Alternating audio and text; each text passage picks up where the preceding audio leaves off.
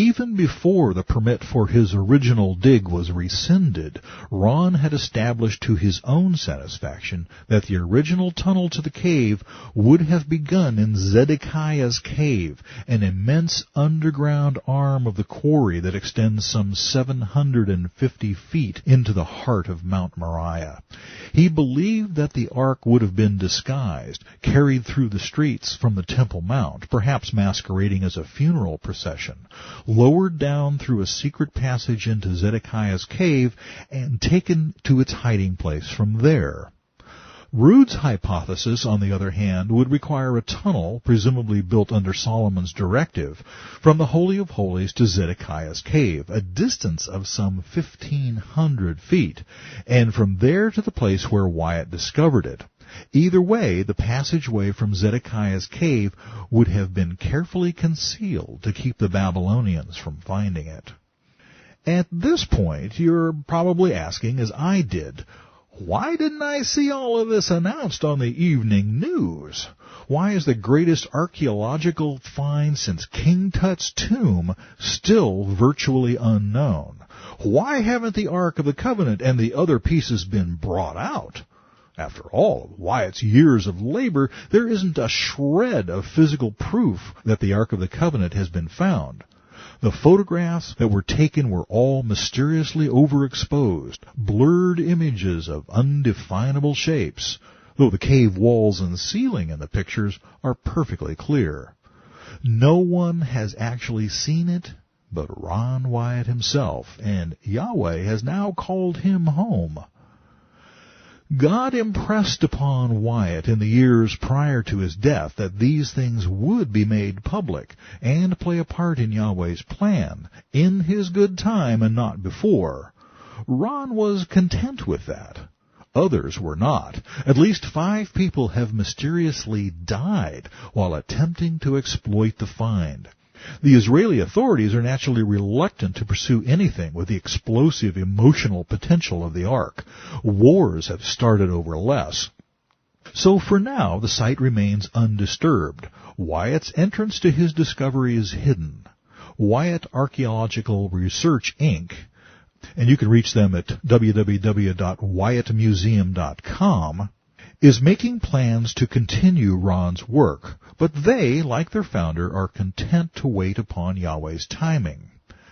And what is Yahweh waiting for?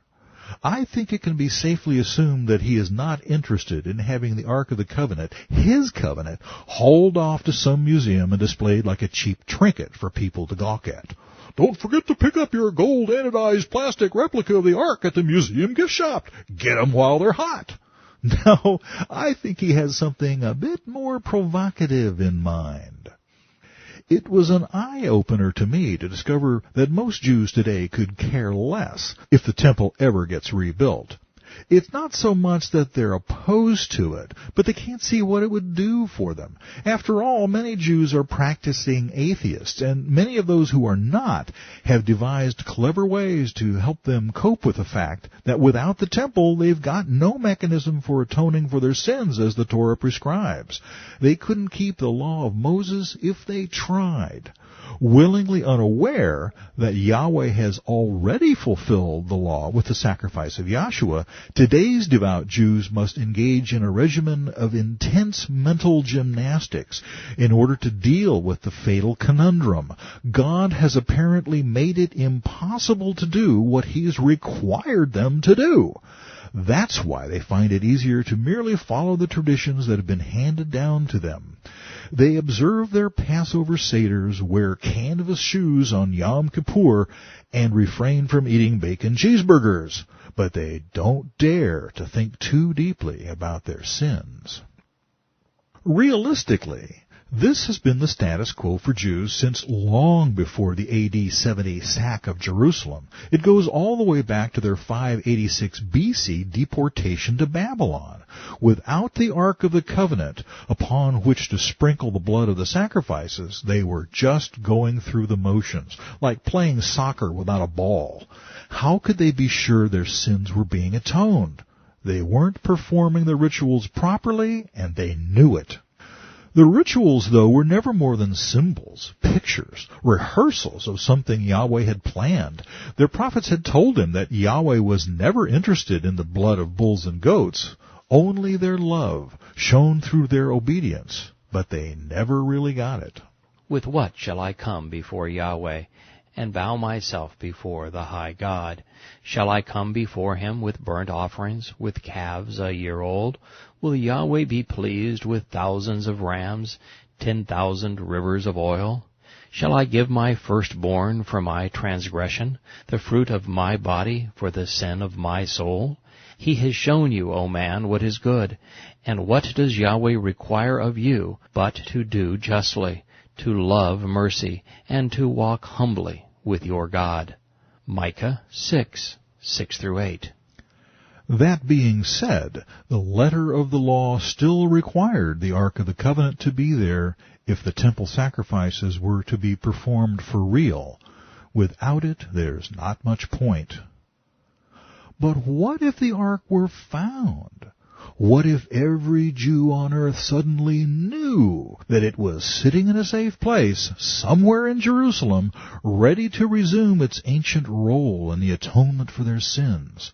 Would that change their attitude toward building the temple? I think it would.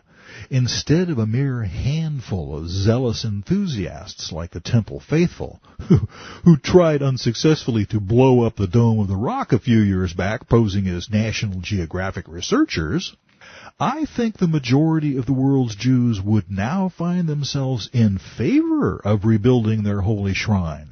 Even the atheists would have to think twice.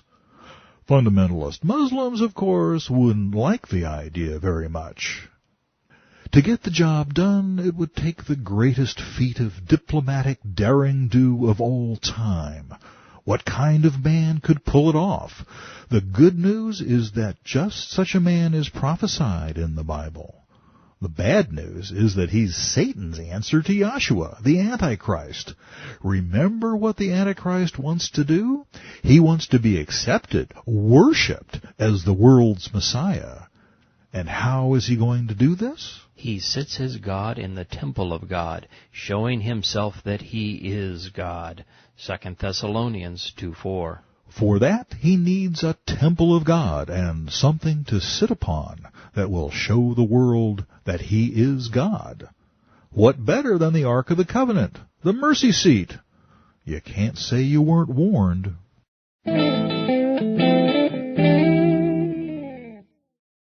So we've established that the third temple will be built, a project instigated by the Antichrist, hailed by the Jews and agreed to, perhaps grudgingly and unquestionably with deceit, by the Muslims. The temple services and sacrifices will be reinstituted, and between the time the temple is open for business and the time the Antichrist declares himself to be God, the temple will function much as it did during the days of Herod. Lots of pomp, heavy on the pageantry. The new Jewish priesthood will be giving the Vatican a run for its money. Will the Ark Ron Wyatt found be part of all that? I'm speculating, of course, but I doubt it seriously. I'm certain Yahweh won't allow the ark to be moved until and unless he's good and ready. After all, it has been sprinkled with the most precious substance on earth, the blood of Yahshua. Maybe it will never be moved, but it doesn't have to be for the Antichrist to capitalize on the situation. For him to achieve his purposes, all he has to do is make the world believe it's there in his new Holy of Holies. If he can't move the real thing, he'll simply have a replica made. I imagine that some of the Jews will initially have a problem with Gentile participation in the building of their holy shrine. But if they look back into their history, they'll begin to realize that Gentiles have always had a part to play. The tabernacle in the wilderness was funded by Gentiles, Egyptians, who gave gifts to the departing Israelite slaves after the 10th plague took their firstborn sons. It was their way of encouraging the Jews to go away and never come back. The immense wealth that David poured into Solomon's temple was derived from the conquest of the surrounding pagan Gentile nations. The second temple, though much humbler than Solomon's, was made possible by the good graces of the Persians, who had inherited the Jewish captives from the Babylonians. And Herod's magnificent remodeling of T2 was the transparent tactic of a Gentile king who wanted to placate and impress his Jewish subjects. The new temple will become the center ring of a huge media circus, of course. Its reopening will be the biggest religious news since Constantine. But the world will take one look at the bloody animal sacrifices that have been reinstituted and declare the whole thing primitive, cruel, and evil. A new wave of anti-Semitism will begin to feed upon the graphic carnage that is happening up there on the Temple Mount.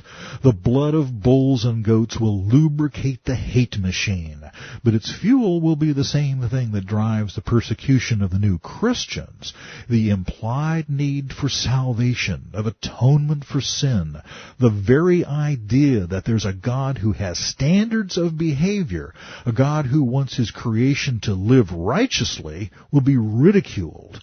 The editorials will rant, "Religious traditions are fine if you need them to feel good about yourself, if you need a crutch to get you through the day, but when you sacrifice an innocent lamb and say that it's atoning for your sins, you're calling us sinners too. That's hateful and mean-spirited, and it needs to be stopped." One question remains. Is the temple sponsored by the Antichrist the temple, the one from which Yahshua will reign during the millennium? I know, I haven't established any of that yet. Trust me, it's coming. The answer is no. T3, the tribulation temple, is mentioned only once in Revelation. Then I, this would be John, was given a reed like a measuring rod, and the angel stood, saying, "Rise and measure the temple of God, the altar, and those who worship there. But leave out the court which is outside the temple, and do not measure it, for it has been given to the Gentiles, and they will tread the set-apart city underfoot for 42 months. Revelation 11:1 and 2. In John's vision, he was told to measure the temple proper, but to disregard the surrounding unsanctified courtyard.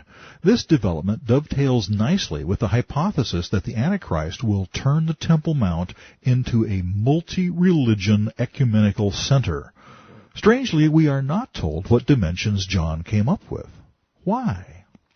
First, some background. In the final chapters of Ezekiel, we're given a very detailed description of the temple and its environs, and indeed the whole geographical layout of Israel, a plan that is obviously millennial. That is, it clearly can't become reality until Yahshua has returned. There we read, "When you divide the land by lot into inheritance, you shall set apart a district for Yahweh, a set-apart section of the land.